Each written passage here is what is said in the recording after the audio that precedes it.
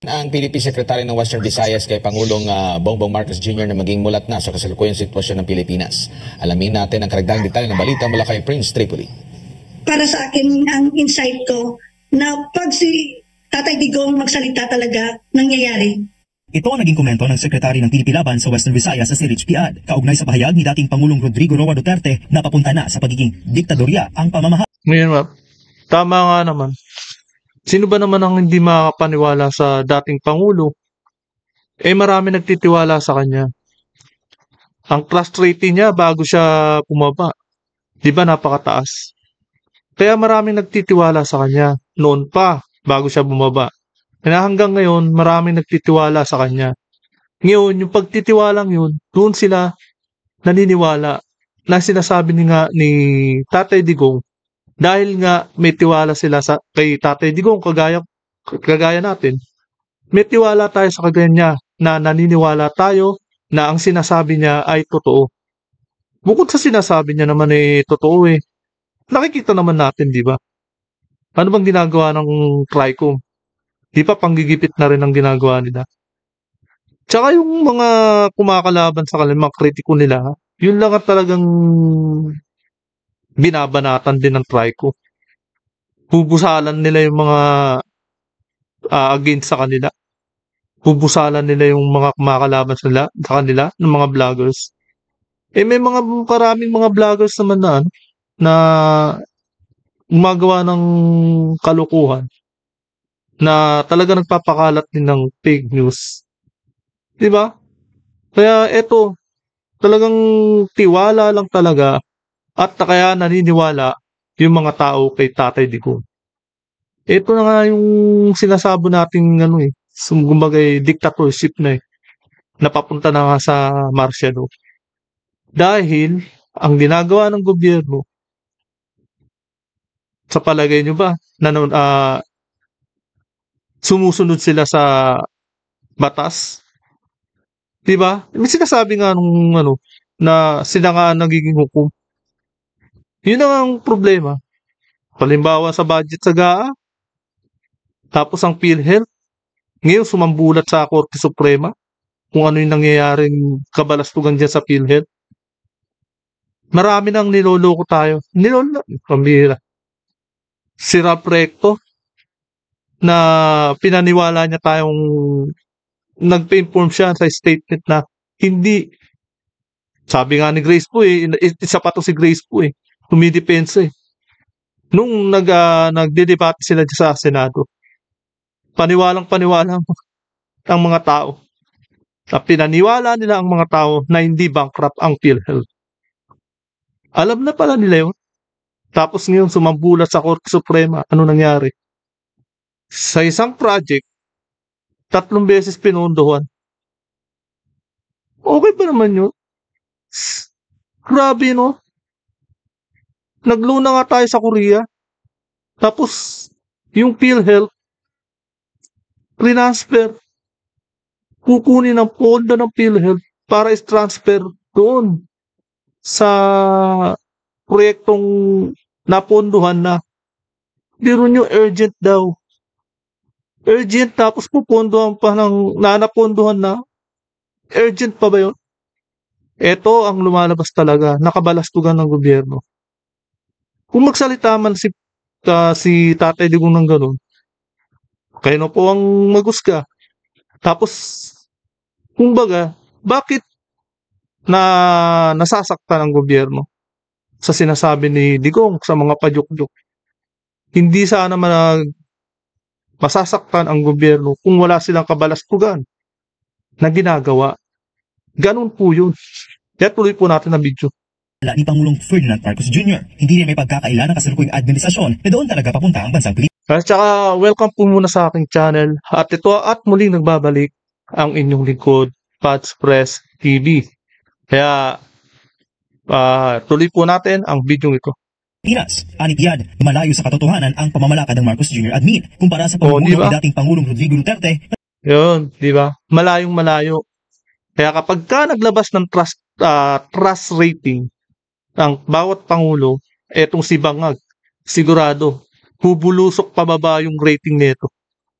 hindi niya na makukuha ang record ni Tatay Digong na pinakamataas na trust rating sa buong Pangulo, sa mga nagdaang mga Pangulo.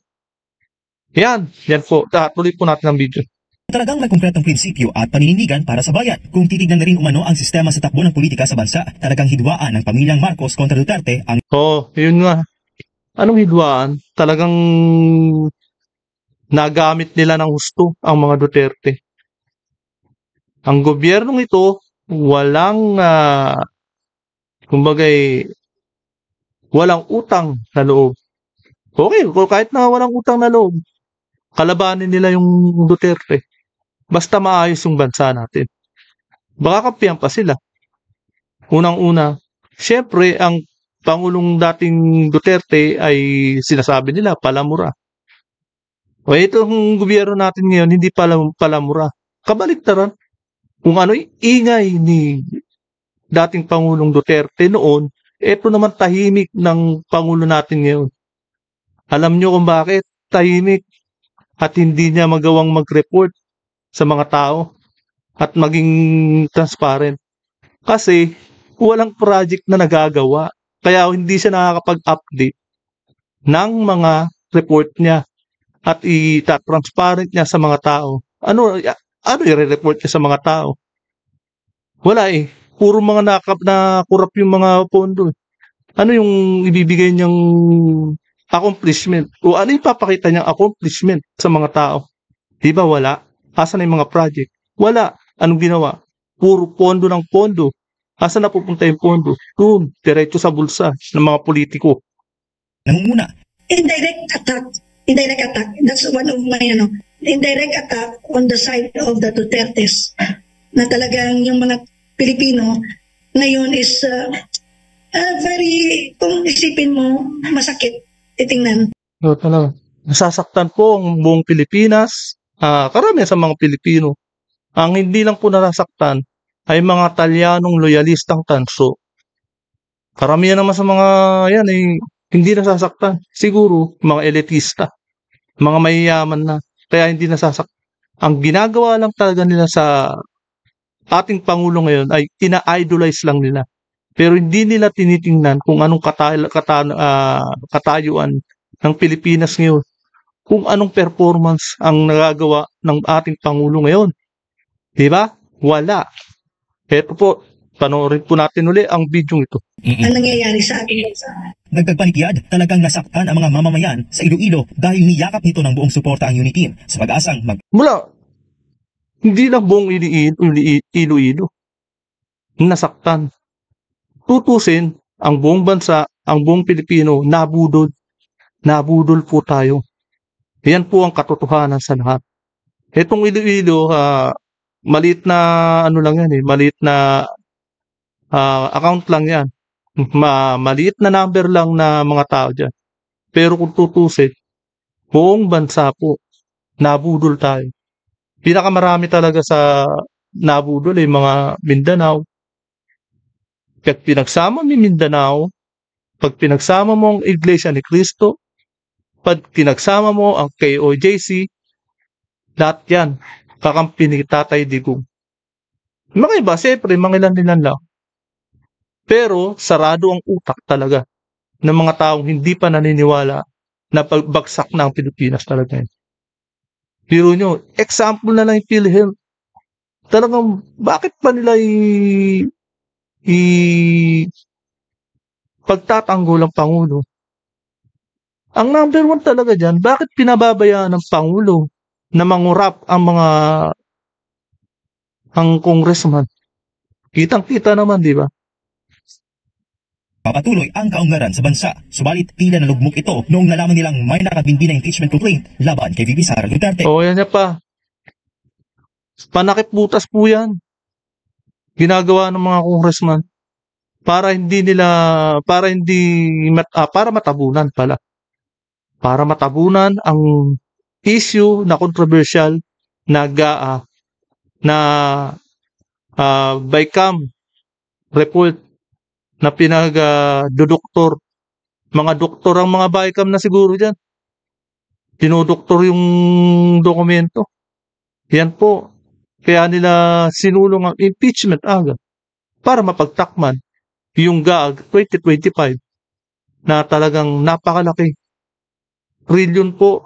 Ang laki rin ng mga 240 plus na bilyon. Yun ang mapupunta sa bulsa nila.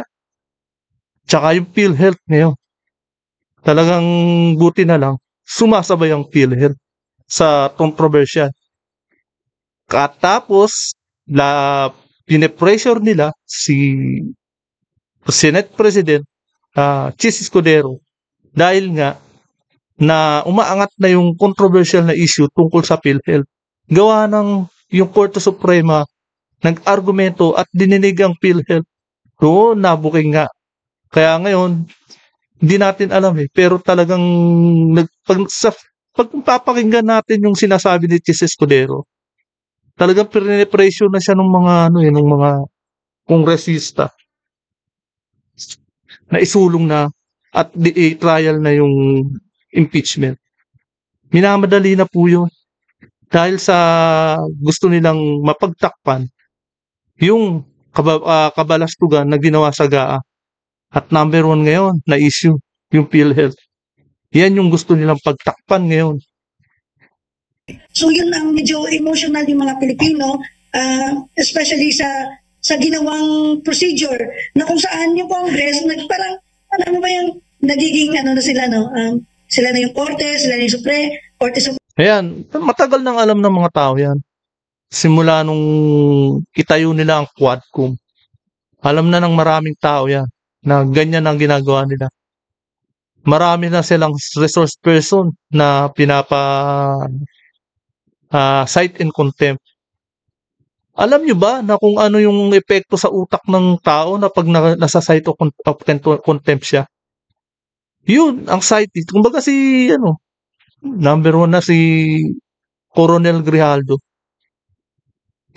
Kumbaga, nandoon na yung stress niya.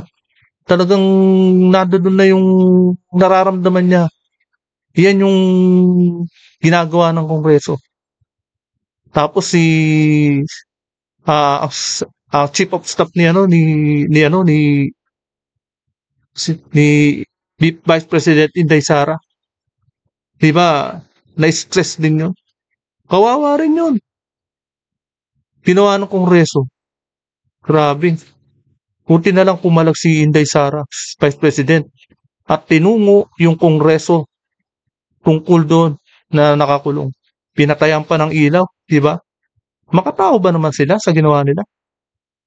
Sila na rin yung lawyer. Ano ba talaga yung pinaka-main? Sila na yung lawyer. Talagang pag nandoon na sa Quadcom, pag nakaharap na sa TV at may hearing na ang Quadcom, ba? Kagaling, di ba? Payabangan sila dyan. Talagang pasikatan. Siguro, alam nyo kung bakit ganun. Mahal po bayad sa mga ganyan. Pero hindi natin alam. Binabayaran niya mga yan magpasikat at magpakitang gilas.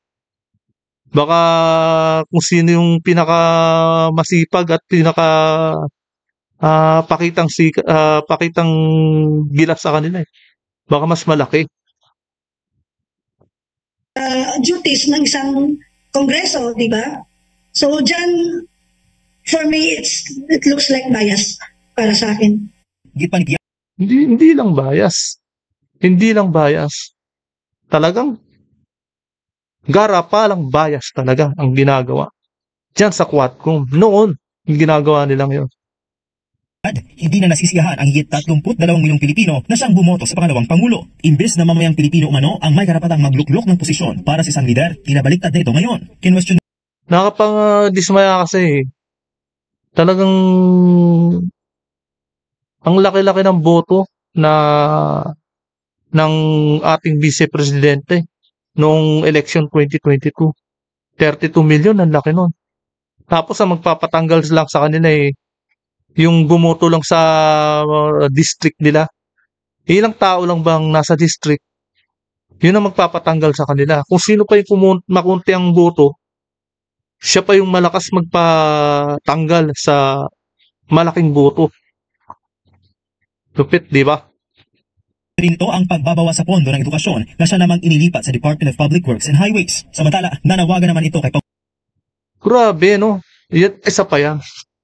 Bukod sa PhilHealth, dapat din ang ang Department of Education. Kung saan, nako, grabe, no? Nakakalula siguro kung pagsamasamahin mo.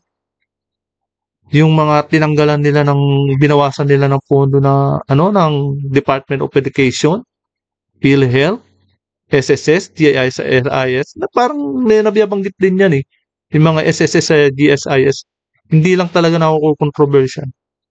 Grabe, bilyon na bilyon. Ang usapan dito, hindi libo, hindi milyon. Bilyon po. Grabe, ang laki.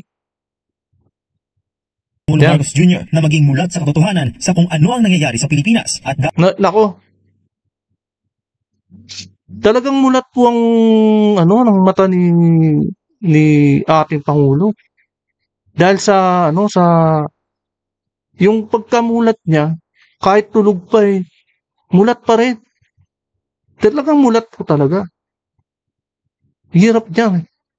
Yung mga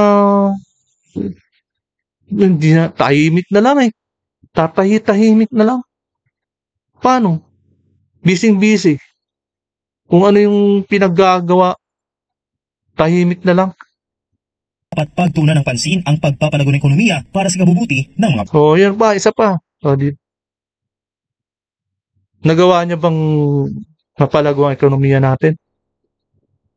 Pagbagsak ng ekonomiya, siya namang pag-angat ng presyo ng mga bilihin. Kaya nahirapan yung mga tao. Pero alam niyo po ba na bubulusok na rin pataas ang presyo ng kuryente? Baka sa susunod na buwan malaki na yung babayaran nating kuryente. Ngayon pa nga lang malaki na yung binayaran natin. Umaabot na ng madagdag na 1,000, 100, ganyan po. Kaya ito po, tuloy-tuloy natin medyo. Pilipino. Ako si Prince Tripoli, ang inyong citizen correspondent para sa Diyos at sa Pilipinas nating mahal. Ayan po, naparinggan po natin ang boses dyan sa DCRH, sa SMNI. Kaya hanggang dito na lamang po. At kung hindi ka pa nakakapag-subscribe, please subscribe my channel para lagi kang updated sa bawat upload ko. At heto po pala, may nag-post po dyan sa Facebook na eto, saglit. Tingnan natin.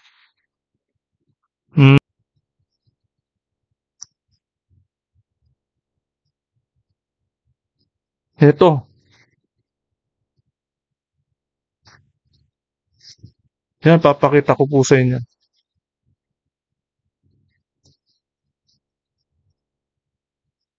Ayan. Ito po ang original na PDP laban na hawak ni Tatay Digong. Ito po 1, 2, 3, 4, 5, 6, 7, 8, 9, 10. Himlo, Salvador, Cayetano, Alam, Lambino, Mata. Ito si Mata, hindi ko kilala to Ito, Attorney Vic Rodriguez, Marcoleta, Rodante Marcoleta. Number 38 po para sa pagkasenador. Si Bato de la Rosa, pagkasenador. Pangatlo, si Bongo. Pang-apat, si Pastor Kibuloy. At pang-lima, si Attorney Jimmy Bondoc. Pang-anim, si Vic Rodriguez. 6, pang-7, si Mata. Lambino at Salvador at Himlo. Hindi ko nabasa. Etong dalawang may ekes na to. Ito po yung nadagdag. na napaghahalatang may nagsingit, may nagpost po, Bam Aquino, tsaka si Lacson. Pero nyo, isinama sa maisog sa mga taga-suka sa laban ni Pangulong Duterte. Yan dalawang yan. May mga dilawan po yan. Kaya wag po kayong maniniwala na yung dalawang yan ay nasa PDP laban. Kaya ako inikesan. Kaya ito po, hanggang dito na lamang po. At kung hindi ka pa nakakapag-subscribe, please subscribe my channel para lagi kang updated sa bawat upload ko. Kaya wag po natin kalimutan iboto etong mga to. Pero itong may ekes na to, nako. Hanggang dito na lamang po.